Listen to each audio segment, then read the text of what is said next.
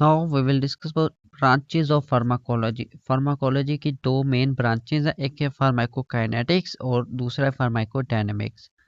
अब जब हम कोई भी मेडिसिन लेते हैं, कोई भी ड्रग लेते हैं, वो हमारी बॉडी में जाती है और अपना इफेक्ट शो करती है। फॉर एग्जांपल, हम कोई भी हेडेक के लिए, सर दर्द के लिए कोई मेडिसिन लेते हैं जैसे पैरासीटामोल, वो हमारी बॉडी में जाएगी और हमारे जो सर के दर्द को वो ख़त्म करेगी और हमें आराम देगी।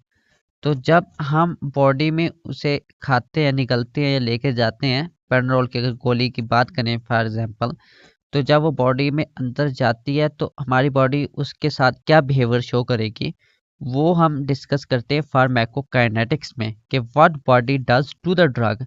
और जब हमारी बॉडी में चली गई, जैसे फॉर एग्जांपल उसने, हमारी बॉडी ने उसकी ऑब्जॉर्प्शन की, उसकी डिस्ट्रीब्यूशन की, मेटाबॉलिज्म की, फिर उसे एंड पे एक्सक्रीट कर दिया हमारी बॉडी से। तो अगर दूसरे एस्पेक्ट से, दूसरे लिहाज से देखें, तो वो जो पैनाडोल की, पैरासीटामोल हमने गोली ली है, उसने हमारी बॉडी के साथ जाके क्या करना है कि उसने जाके हमारा जो सर दर्द है उसको ख़त्म करना है। किस तरह करना है, वो जो हमारी जो ड्रग है वो हमारी बॉडी के साथ क्या करती है, इसके रिलेटेड जो हम डिस्कस करेंगे वो हम डिस्कस करेंगे फार्माकोडायनामिक्स में। So let's see. Pharmacokinetics is what body does to the drug. It involves movement of drug and includes study of like absorption, distribution, metabolism and excretion of the drug. Same वही बात।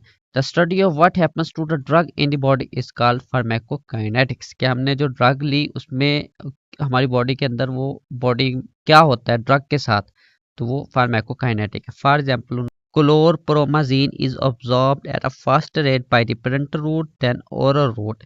अगर हम ये drug को parenterally कोई भी हम drug लें, वो उसकी अब्जॉर्प्शन ज़्यादा होती है और उसकी बायो अवेलेबिलिटी 100% होती है। जब हम कोई भी ड्रग ओरली लें, उसने स्टमक में या फिर इंटेस्टाइन में जाके होके गुजरना है, तो वहाँ पे उसकी एफिकेसी कम हो जाती है, उसकी बायो अब्जॉर्प्शन कम हो जाती है। It binds with plasma and tissue protein and it is metabolized in the liver and excreted in 15 to 30 hours। ये उन्होंने एग्जांपल दिए फार्माकोकाइनेटिक्स की। अब अगर हम फार्माकोडायनामिक्स देखें कि what drugs does to the body, it is an quantitative study of biological and therapeutic effect of drug. ये फार्माकोडायनामिक जो है ये क्वांटिटेटिव स्टडी है बायोलॉजिकल और थेराप्यूटिक इफेक्ट के। ड्रग के दोनों इफेक्ट्स, बायोलॉजिकल थेराप्यूटिक, इन दोनों के इफेक्ट को अगर हम क्वांटिटेटिवली स्टडी करें तो इनको हम कहेंगे फार्माकोडायनामिक्स।